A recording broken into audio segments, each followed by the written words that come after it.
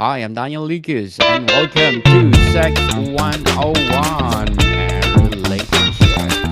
Sex 101 is created to empower you about sex, of course. And today, of course, my officially co host of Sex 101, Mr. Meek, the Hey, how's your day doctor. going? Yes, the Doctor Digital. So before we go on to our episode for today, Mr. Mick, can you plug in your other podcast?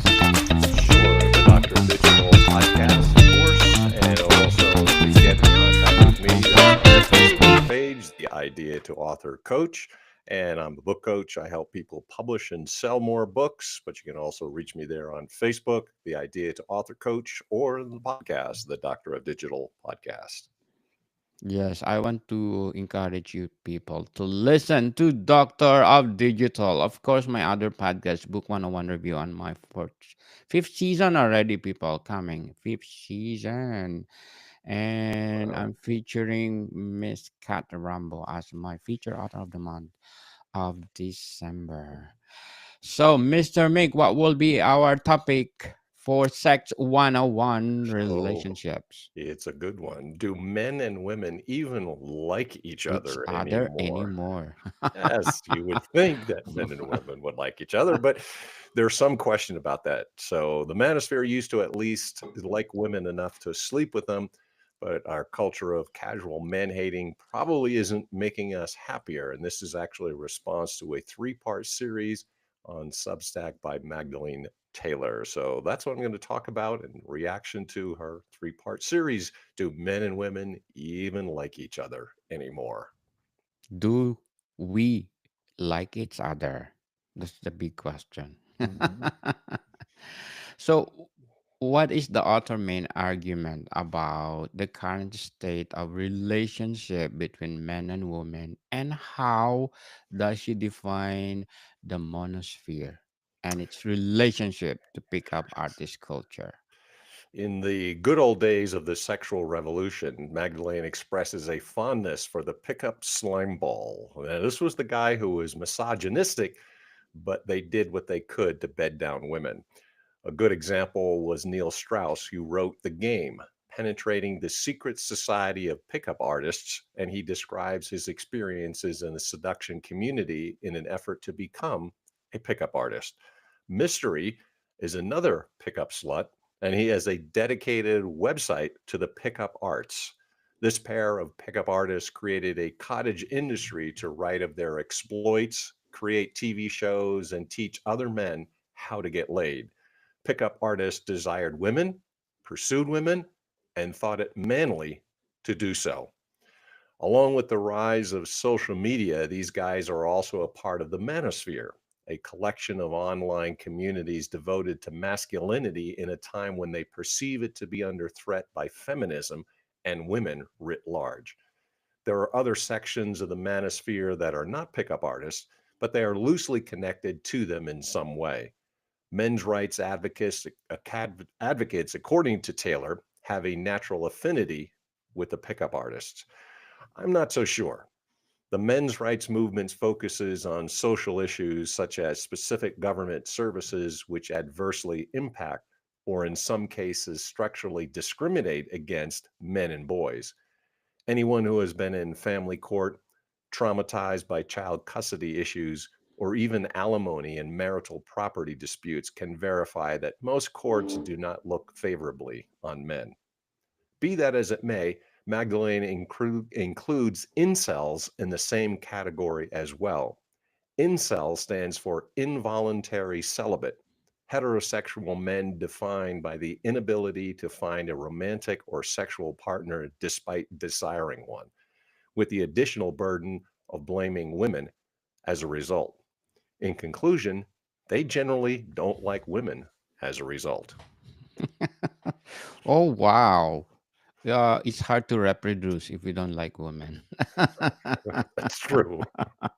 So, do men still find women sexually appealing? And what evidence does the author represent or present to support or refute this claim? There is the Men Going Their Own Way, that is the MGTOW group, which have decided to divest from women entirely. According to Taylor, there were a plethora of fond feelings from these men about women, but other than a few diehard MGTOW men, males wanted sex with women. Magdalena states unequivocally, I don't think this is the case anymore. For centuries, men often thought of women only as sex objects or whether women were worth the bother. There's nothing new. But Taylor has perceived a more troubling trend. Here is a sentiment she claims is frequent. Quote, remove sex from a relationship and you will discover that 90% of women have nothing to offer men in relationships. Conversely, remove money from a relationship and you will learn that 90% of women won't see a reason to be in said relationship. Close quote. Andrew Tate might be a poster boy for this idea. Tate is an American British social media personality, businessman, and former professional kickboxer whose claim to fame is his controversial statements in the manosphere. Magdalene frowning quotes Tate, quote, if you're not horny, you will realize women are selfish, boring, rude, arrogant, expensive, disloyal, and mean, close quote. He says, literally, just stop being horny for 5 seconds and you'll end up a misogynist. Taylor finds him so alarming because Tate has millions of followers and reportedly 1 in 6 boys ages 6 through 15 has a positive view of him. I can't verify his popularity or if his ideas persist, but he does have an influence, surely. Magdalene finds younger people on TikTok are imitating Andrew. Perhaps so. Let's, for the sake of argument, agree with Taylor that young men are dissatisfied with their sex lives. But please, Magdalene, there's nothing new about this at all. Young men are always frustrated about sex. Pursuit for almost any boy or man is arduous. I think this is one of the hardest aspects of the gender wars for women to grasp. A man always has to bring his A game to pursuing the opposite sex. Are you rich enough? What kind of job do you have? What car do you drive? Do you own your own home? The barrage of personal questions are almost endless and incessant for the average man. What poor boy can be expected to sustain a grueling examination that men simply need to be prepared for? In point of contrast, even the most average looking woman will undergo much less scrutiny. Initially, we are just attracted by looks, and we don't care what you do, how much you earn, or how much you have.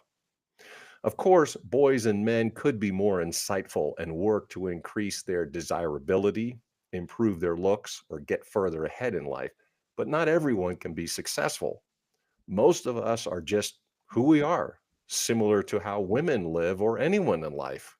We are who we are. Perhaps a bit more helpfully, Taylor offers a truce.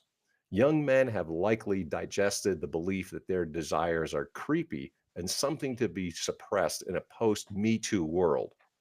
But even that admission can be an issue because it's implicitly recognizing that boys are repressed in some way and at an early age when they exhibited such untoward behavior.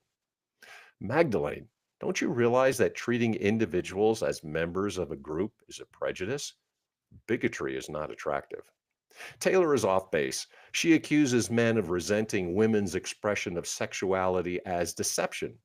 Magdalene states that women are sexually appealing is some big trick that they've convinced themselves they're too smart to fall for. In conclusion, I really don't think so. Men find women sexually appealing, and this is a universal truth. Definitely, totally agree because we have 8 billion people now.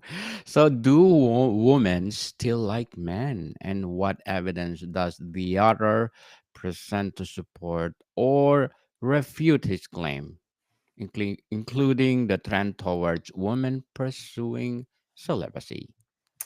At least initially, on the men really not liking women premise, Taylor is not really convincing, but she has more to say. She also claims that many women do not like men. And there may be sufficient evidence on this point. In fact, The movement of women away from men may actually be mainstream. In point of fact, a recent mainstream article on Elle magazine highlighted the trend of women pursuing celibacy. According to Magdalene, the trend is rather a natural consequence of our current cultural dynamics. And what is the cultural dynamic to be easily understood? Many articles state, why would women want to sleep with men when they are so bad? These women abhor men, and it's easy to get over an attraction to them because they are boring, useless, dumb, rude, or a chore to be near. Taylor states straightforwardly that these points are simply basic ideas in conversation. As a result, do women even like men anymore? The answer is obvious, according to her. Of course not. Since women are explicitly denouncing men, many males won't bother with pursuing the ladies. This may be where we are currently in society, but there are numerous excruciatingly painful statistics to acknowledge. Women experience sexual and emotional abuse in far greater numbers than the other way around. Historically, in so many cases, it didn't really matter if women liked men physically and emotionally, they had to put up with it. Only in more recent times did women have the ability to actually answer the question for themselves. It's a valid point that she makes. Both misandry and misogyny are clearly wrong, but hatred of women has been far more prevalent and pervasive than a dismissal of men. But here's where we are. Women are dismissing men in large numbers, and it's worth pursuing why. Are men any worse than their historical brethren? Men are still most likely just guys like we have always been, but it has become axiomatic that man hating is common and is now a cultural phenomenon. I appreciate the point that Magdalene makes. It isn't doing us any good. We are not any safer as women because of it. We are not further liberated by it. Now, I can't help but reiterate a point that I've made before. I argue that we're suffering from the fallout of the sexual revolution. This was to be the great liberation where freedom and enjoyment were simply ours to enjoy. As the Beatles intoned, all you need is love, love, love. Uh huh. Neither men nor women were liberated by a simplistic pursuit of peace, love, and freedom. Maybe I don't spend as much time with women as Taylor does, but she reports that culturally, women can't acknowledge their affinity or appreciation for men. That's truly sad if true. Magdalene advises that in order to be pro women, one must now also be vocally anti men. Conversely, to be pro men in any way has become synonymous with being anti woman. It's as though we're not allowed to like each other anymore. It's not all men to blame because women are challenged to know what they want, according to Ms. Taylor. I'm glad I didn't have to say that because it would appear that women are emotional, mercurial, and vacillate, according to her analysis. That could be part of the problem. But life is complicated, and people in general may not always know what they want. This is stated fairly enough and common enough as well. Perhaps more troubling, though, is that Magdalene continues that women only want the idealized, tall, rich man, haven't got a clue of what they want, and simply follow social pressures and trends to dictate who they should desire. In conclusion, women are bound to be disappointed, unfulfilled, bitter, and upset. Very well said analysis, Mr. Nick. And what is the author's main argument about the importance of intimacy and connection in relationships? And how does she suggest that we can move forward to create more positive relationships between men and women? Taylor points out that the issue is a crisis of intimacy. It's not that we aren't having sex, but rather that we're unwilling to relate to each other with any sense of emotional closeness at all. Hating someone makes this easy, palatable. It's a safety measure that saves us from the work of introspection or analysis. I suppose this means that for most people, having bad hate sex is better than no sex. Ouch. Gender antipathy strikes Magdalene as irrational, completely against our natural state. We should like each other despite limitations, but we are also built to overlook, ignore, accept, and embrace these flaws for the sake of intimacy just the same. We need each other, and hatred simply leads to the cultural maelstrom of loneliness and fragmentation. The sexual liberation movement has freed women from dependence on men, but then in this unsettled state, it just seems to have resulted in more animosity between the genders. Taylor concludes being alone is easier than navigating our current disordered gendered norms. Being angry is easier than revealing our anxiety. Our increasingly technological lives have exacerbated the argument of Robert Putnam of Bowling Alone fame. Putnam surveys the decline of social capital in the United States since 1950. He has described the reduction in all the forms of in person social intercourse upon which Americans use to find, educate, and enrich the fabric of their social lives. He argues that this undermines the active civic engagement which a strong democracy requires from its citizens. Putnam's thesis always had a hold on me because bowling was an activity that my really non sports oriented grandmother engaged in. At the time, most Americans played together, conversed together, and were good neighbors solving mutual problems back in the day. Those days are long gone. We are atomistic individuals disconnected from our physical community, and we know no one. To thine own Instagram be true. In conclusion, we are not part of a village, family, and most alarmingly now, no longer even part of a relationship. Definitely. So, what is the author's main takeaway from her analysis of the gender war and the culture of miserable resentment? That what calls to action does she make for creating more positive relationships between man and woman? I appreciate that Magdalene advocates the human desire for companionship and the idea that we need each other. She wants it, but she doesn't really know why it's just a preference expressed upon a vague sense of this is how it ought to be. She is correct that we need space for vulnerability. Emotional human bonds are paramount and would get us out of the predominant gender war in the culture. The gender war means that many men and women occupy their time with disdain for the opposite sex. A bit of positive direction would be to exercise empathy, patience, privacy, and mystique, which is the most that Taylor can come up with. In conclusion, surely there must be more to suggest since we really can't advance the species with vague platitudes. Definitely. So, how can a biblical understanding of sex and relationships, including the concept of intimacy, vulnerability, and mutual submission, after a solution to gendered cultural war and the disdain that men and women have for each other? The Bible defines intimacy as a deep and personal connection between two people, characterized by vulnerability, trust, and mutual submission. In a biblical marriage, intimacy is not just about physical closeness, but also about emotional and spiritual connection. In the Bible, intimacy is often described as a union between two people that is characterized by several characteristics, and I'll name five: vulnerability, trust, mutual submission, emotional connection, and spiritual connection. Vulnerability. The Bible teaches that true intimacy requires vulnerability and openness with one another. This means being willing to share our thoughts, feelings, and desires with each other and being willing to be honest and authentic in our communication. Two, trust.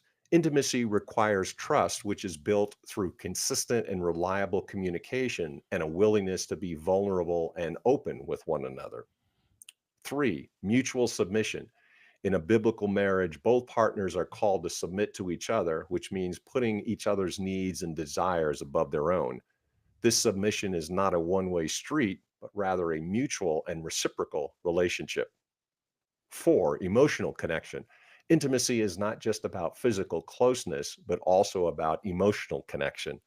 The Bible teaches that husbands and wives should love and cherish each other, and that this love should be characterized by kindness, compassion, and understanding. 5, spiritual connection. Intimacy is also about a spiritual connection between two people. The Bible teaches that husbands and wives should be united in their faith and should support and encourage each other in their spiritual journeys. In a biblical marriage, intimacy is not just about the physical act of sex, but also about the emotional and spiritual connection that is built through consistent and reliable communication, mutual submission, and a deep and abiding love for each other. Some practical ways that couples can cultivate intimacy in their marriage include setting aside dedicated time for each other, free from distractions and interruptions. This would be especially if children are involved. Engaging in regular and consistent communication, including active listening and open and honest sharing. Practicing mutual submission and putting each other's needs and desires above their own. Showing physical affection and intimacy, such as holding hands, hugging, and kissing. Engaging in activities and hobbies together, and supporting and encouraging each other in their individual pursuits. Praying and worshiping together and seeking to deepen their spiritual connection with each other and with God. The Bible teaches that vulnerability is a crucial aspect of building strong and healthy relationships. There are some key passages and principles that illustrate the importance of vulnerability in relationships. Genesis 2:25, and the man and his wife were both naked and unafraid. This passage highlights the vulnerability and openness that Adam and Eve had with each other in the Garden of Eden. They were not ashamed or afraid to be naked and vulnerable with one another. Proverbs 27:5 through 6. Open rebuke is better than hidden love. Faithful are the wounds of a friend, but the kisses of an enemy are deceitful. This passage emphasizes the importance of being open and honest with each other, even when it's difficult or uncomfortable. Vulnerability can be a powerful way to build trust and deepen relationships. Ephesians 4:15.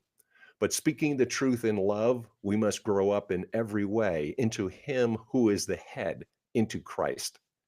This passage encourages believers to speak the truth in love, which requires vulnerability and openness.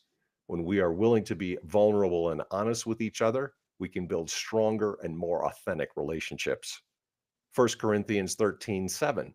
Love bears all things, believes all things, hopes all things, endures all things. This passage highlights the importance of enduring and persevering in relationships, even when it's difficult or uncomfortable. Vulnerability can be a key aspect of building strong and resilient relationships. This is a way of also having practical ways that vulnerability can be applied to relationships. Practice open and honest communication, share your thoughts, feelings, and desires with each other, and be willing to listen and respond similarly.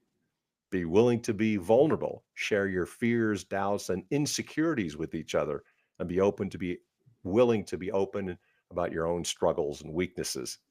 Practice empathy and understanding. Put yourself in each other's shoes and try to understand each other's perspectives and feelings. Build trust. Trust is built through consistent and reliable communication and by willing to be vulnerable and open with another. Practice forgiveness.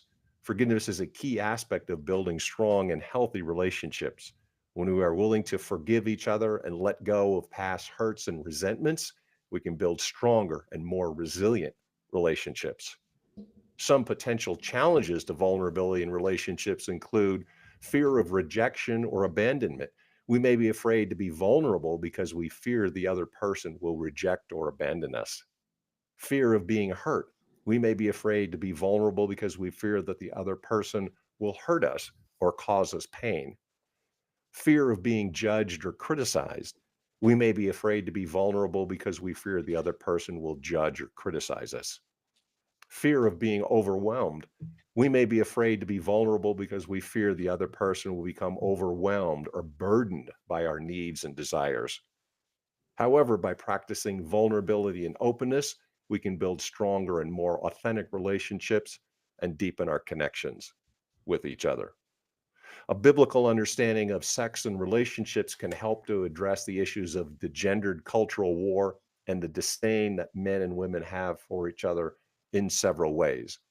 Redefining intimacy, emphasizing mutual submission, focusing on shared values, encourage vulnerability, providing a framework for conflict resolution, emphasizing the importance of communication, providing a sense of purpose and direction. And all these things can be outlined a bit more. So, redefining intimacy. The Bible teaches that intimacy is not just about physical closeness, but also about emotional and spiritual connection.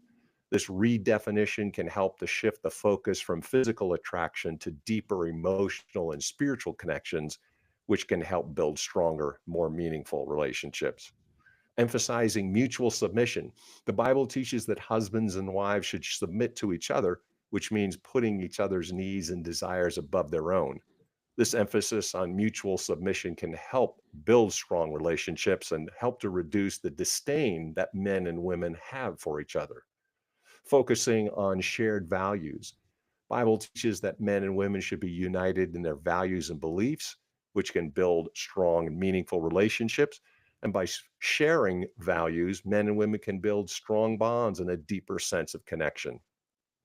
Encourage vulnerability. The Bible teaches that vulnerability is a key aspect. By willing to be vulnerable and open with each other, men and women can build stronger, authentic relationships. Providing a framework for conflict resolution. The Bible teaches that conflict is a natural part of any relationship, but also provides a framework for resolving conflicts in a healthy and constructive way. By following the principles of biblical conflict resolution, men and women can learn to navigate conflicts in a way that builds strong, resilient relationships. Emphasizing the importance of communication. The Bible teaches that communication is a key aspect of relationships. By prioritizing communication and being willing to listen to each other, men and women can have stronger, meaningful relationships. Providing a sense of purpose and direction. The Bible provides a sense of purpose and direction for men and women, can help build strong, meaningful relationships. And by having a shared sense of purpose and direction, men and women can become stronger and connected. So there's some potential challenges to implementing a biblical understanding of sex and relationships in the context of this gendered cultural war. That's overcoming cultural and social pressures, overcoming personal biases and assumptions, building trust and intimacy, and overcoming past hurts and traumas.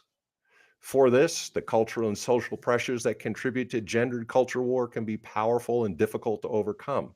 Men and women may need to make a conscious effort to resist these pressures and prioritize their relationships with one another. Overcoming personal biases and assumptions. Men and women may need to overcome their own personal biases and assumptions in order to build strong, meaningful relationships. This means a require listening to each other and be open to new perspectives and ideas.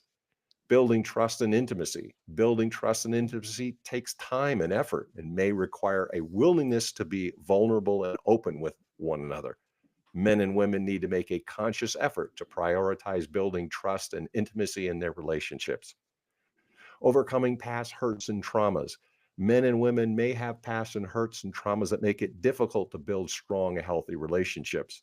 They may need to seek counseling or therapy to work through these issues and build strong, resilient relationships. Overall, and then in conclusion, a biblical understanding of sex and relationships can provide a powerful framework for building strong, meaningful relationships between men and women. And in conclusion, by prioritizing mutual submission, shared values, vulnerability, communication, and a sense of purpose and direction, men and women can build stronger bonds and a deeper sense of connection. Very well said, Mr. Mick. Very well said. People in the modern society, the dynamics of how men and women relate to and like each other have evolved significantly, influenced by changing cultural norms, societal expectation, and individual experiences. While romantic attraction and mutual respect remain central to many relationships, factors such as shifting gender roles, increased independence, and diverse perspective on love and partnership have created both opportunities and challenges. So, people, another great episode of Sex 101 Relationships, and for sure, next week we give you the best of the best Sex 101 tips for everyone. So, Mr. Mick, thank you for your time. Thank you, Mr. Daniel. Deus Volt. Morticom people, see you soon.